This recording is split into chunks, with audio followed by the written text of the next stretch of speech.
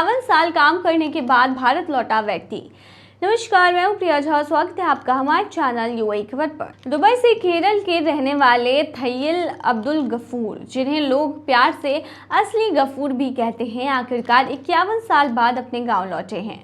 UAE में रहते हुए उन्होंने न सिर्फ हजारों लोगों की वीजा प्रोसेस में मदद की है, बल्कि अपने गांव के दर्जनों लोगों को खुद नौकरी दिलवाई। उनके सम्मान में जो स्वागत हुआ, उसकी वीडियो सोशल मीडिया पर जमकर वायरल हो रही है। 64 साल के गफूर पिछले हफ्ते हमेशा के लिए दुबई से रवाना हुए। कालीकट एयरपोर्ट पर पहुंचते ही दोस्तों और शुभचिंतकों का एक पूरा ग्रुप उनके लिए सरकारी बस लेकर आया और नारे लगाकर उन्हें गांव मल्लपुरम के मारुथिनचेरा ले गया। गांव पहुंचते ही ढोल नगाड़ों के साथ उनका जोरदार स्वागत किया गया और जगह जगह बैनर लगाए गए। एक गाड़ी में लाउडस्पीकर में लगातार घोषणा हो रही थी कि हमारा अपना गफूर भाई लौट आया है। स्थानीय लोगों ने उनके सम्मान में एक पब्लिक प्रोग्राम भी रखा और उनकी जीवन यात्रा पर आधिकारिक एक छोटा ट्रिब्यूट वीडियो भी जारी किया। लोग उन्हें इसलिए असली गफूर कहते हैं क्योंकि 1987 की मलयालम फिल्म नदोडिकट्टू में एक फेक जॉब एजेंट गफूर का किरदार था, लेकिन असल जिंदगी वाले गफूर ने लोगों को धोखा नहीं दिया, बल्कि सच में उनकी मदद की। गल्फ न्यूज से बातचीत में गफूर ने बताया है कि जो भी आज मैं हूं, वह सब दुबई की वजह से है। अगर मेरी वजह से किसी की जिंदगी बदली है तो उसका क्रेडिट भी दुबई को जाता है। मैं तो सिर्फ एक माध्यम था। गफूर 13 साल की उम्र में अपने पिता के साथ यूएई चले गए थे। पहले आजमान में पिता की किराने की दुकान में काम किया और अरबी सीखी और फिर धीरे धीरे आगे बढ़े। 19 साल की उम्र में शादी हो गई और उसके बाद अबू धाबी में यूएई की आर्म्ड फोर्स में नौकरी मिल गई। इसके बाद टैक्सी चालक भी रहे, पीआर ऑफिसर बने। जुमेरा बीच होटल में पीआर की नौकरी मिली और यहीं से करियर में बड़ा बदलाव आया। बाद में वो गवर्नमेंट रिलेशन मैनेजर भी बने हैं। 28 साल तक उन्होंने होटल ग्रुप में काम करते हुए हजारों स्टाफ के वीज़ा, मेडिकल और बाकी कागजी कार्रवाई में मदद की है। उनका कहना है कि मुझे 189 देशों के लोगों के साथ काम करने का मौका मिला और उनकी मदद करके मुझे गर्व होता है। अपने गृहनगर और दूसरे देशों के बहुत से नौजवानों को उन्होंने सिर्फ एक कॉल और बायोडाटा फॉरवर्ड करके जॉब दिलाने की मदद की। वो कहते हैं कि मैं गिनती भी नहीं कर पाया हूँ कि कितने लोगों की मदद की है। मैं बस संपर्क भेजता हूँ। असली काम उनकी किस्मत और योग्यता करती है। गफूर ने यह भी बताया है कि उन्हें इस काम में सबसे ज़्यादा सपोर्ट उनकी पत्नी से मिला। अक्सर उनके कांटेक्ट से ही लोगों की मदद हो जाती है। अब वतन में एक नई शुरुआत, अब हमेशा के लिए केरल लौटकर गफूर करने वाले हैं। अपनी जड़ों से वो फिर से जुड़ना चाहते हैं। वो बोले कि अब तक पूरी जिंदगी दूसरों की मदद और काम में लगी रही है। अब अपने देश, अपने लोगों और इस बारिश का मजा लेना है। आगे चलकर वह उस अरबी ब्रेड कंपनी को फिर से शुरू करना चाहते हैं जिसे उन्होंने 15 साल पहले शुरू किया था।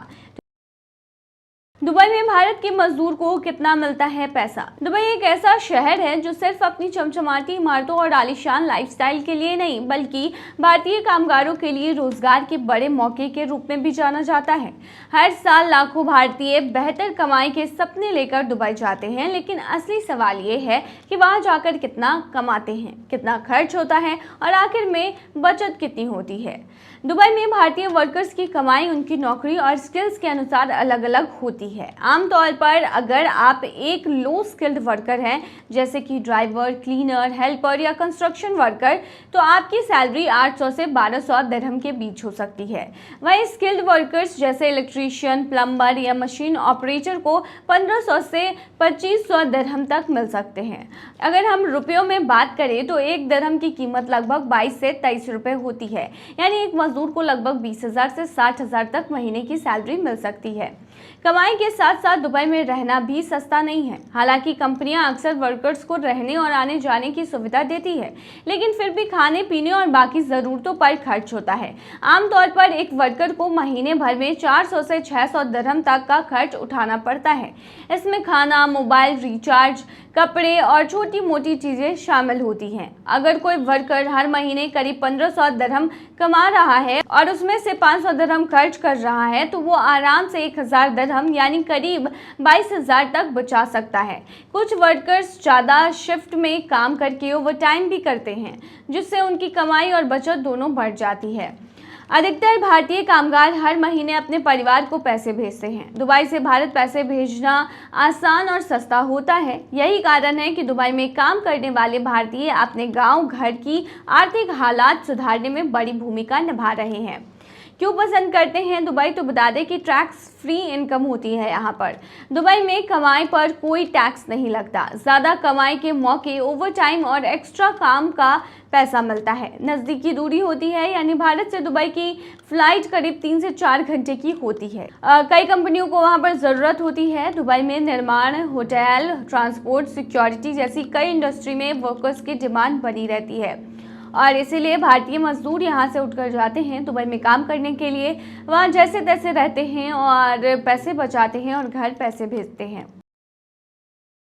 दुबई घूमने जाने वाली लड़कियां भूल से भी ना पहने ऐसे कपड़े।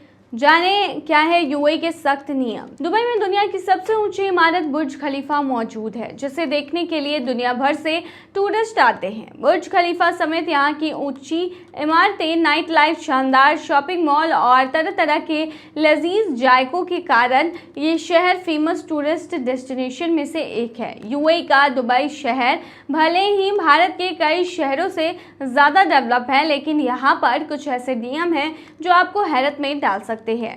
जी हाँ, जहां भारत में किसी भी प्रकार के कपड़े पहनने पर कोई मनाही नहीं है, वहीं दुबई में कपड़ों को लेकर कुछ खास नियम बनाए गए हैं, जिसे दुबई में रह रहे लोगों को और टूरिस्टों को फॉलो करना अनिवार्य है। बता दें कि यहाँ महिलाओं और लड़कियों को कपड़े पहनते समय कुछ बातों का ध्यान रखने की सलाह दी जाती है।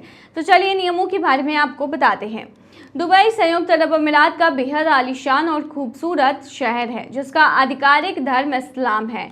ऐसे में यहाँ पर महिलाओं को इस्लामिक कल्चर के अनुसार की कपड़े पहनने की सलाह दी जाती है। महिलाओं के कपड़े ऐसे होने चाहिए जो रिवीलिंग ना दिखे। महिलाएं जिस भी प्रकार के कपड़े पहनती हैं वो कंधे तक ढकी हों। अगर स्कर्ट्स या शॉर्ट्स पहनती हैं तो उनके नीचे यहाँ कोई पजामी स्कर्टिंग होनी चाहिए या फिर स्कर्ट और या शॉर्ट्स घुटने से नीचे होने चाहिए। नियम के अनुसार दुबई में महिलाओं को पब्लिक प्लेस में अपने सिर, चेहरे और बालों को स्कार्फ या किसी ऐसी चीज़ों से ढकने की ज़रूरत नहीं है। हालांकि मुस्लिम महिलाएं विशेष रूप से जो खाड़ी अरब देशों की हैं, संस्कृति और धार्मिक कारणों से अपने बालों, चेहरों और सिर को स्कार्फ से ढकती हैं। ये पूरी तरह से उनकी चॉइस पर डिपेंड करता है। हालांकि मस्जिद में जाते समय महिलाओं को अपने बाल, शरीर और पैर ढकने पड़ते हैं, वहीं चेहरा ढकना ज़रूरी नहीं होता। दुबई के मॉल्स में महिलाओं को स्पैगेटी टॉप की पहनने के लिए मना किया जाता है। साथ ही बहुत टाइट या फिर लो कट टी शर्ट को भी आपत्तिजनक माना जाता है। दुबई के शॉपिंग मॉल्स और शॉपिंग सेंटर्स में स्ट्रैपी टॉप पहनने वाली महिलाओं को चेतावनी दी जा सकती है। दुबई के अधिकांश मॉल, रेस्टोरेंट और होटल कस्टमर्स को डिसेंट कपड़े पहनने के लिए कहते हैं और अपने घुटनों और कंधों को ढकने की सलाह देते हैं। वैसे तो जब तक आप दुबई के होटल, मॉल में जाते हैं तो आपको डिसेंट कपड़े पहनने के लिए कहा जाता है। यदि आप दुबई रमज़ान के दौरान यात्रा करते हैं, इन नियमों में आप अधिक सख्ती देख सकते हैं। दुबई के पुराने हिस्से में जहां स्पाइस सूक या फिर गोल्ड सूक जैसी पारंपरिक बाजार स्थित है, अगर वहां आप घूमने जाते हैं तो बता दें वहां पर आप स्थानीय लोगों और मुसलमानों से घिरे रहेंगे। यदि आप यहाँ पर ज़्यादा ही डिसेंट कपड़े पहनेंगे तो अधिक कंफर्टेबल रहेंगे, लोगों की घूरने वाली नज़रों से बचेंगे।